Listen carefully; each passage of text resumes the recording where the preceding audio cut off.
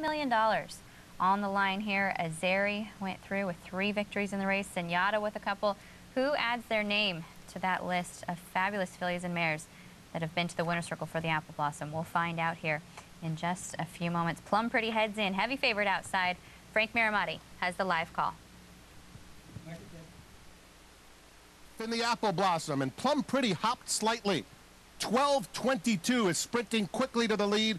Plum Pretty goes right after her into second, and Absinthe Minded will settle comfortably in third through the opening furlongs.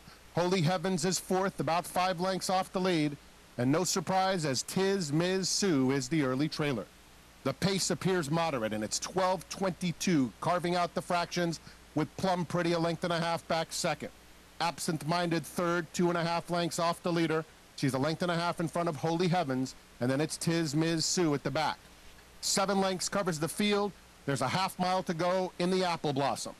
12:22 leads by just a neck. Plum Pretty wants to go, and she does just that, putting the pressure on now as they head toward the half-mile pole. Absinthe Minded has had the perfect trip. She's 3 off them. Holy Heavens asks for a bit more. Tiz Ms. Sue inches up inside of her. Heading to the 3 furlong point. 12:22, Plum Pretty cruising along, and she puts her head in front now. Absinthe Minded is coming after her from third. Tiz Ms. Sue is within 3 lengths of the leader. Holy Heavens just outside of her. Plum Pretty takes the lead as 12:22 surrenders. Absinthe Minded into second. Tiz Ms. Sue is in between horses. Holy Heavens on the outside. They're at the top of the stretch. Plum Pretty has asked the question, chased intently by Absinthe Minded and Tiz Ms. Sue. They're a furlong from the finish, and Plum Pretty's in cruise control. Absinthe Minded did her best, could not keep up. Tiz Ms. Sue outside of her. Plum Pretty dominating in the Apple Blossom. What a classy filly and a dynamic comeback. Wow. Absinthe Minded holds second.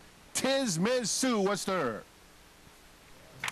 Plum Pretty perfect in her return. She's back to the winner's circle here for Bob Baffert and the Peachtree stables.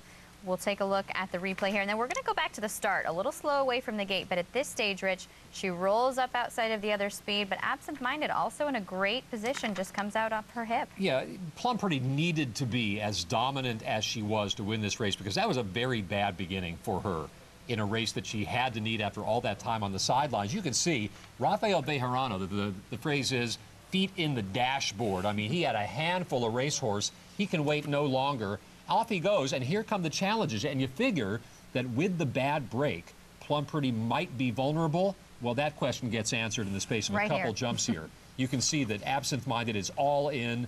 Ditto Tiz Ms. Sue, who is widest of all.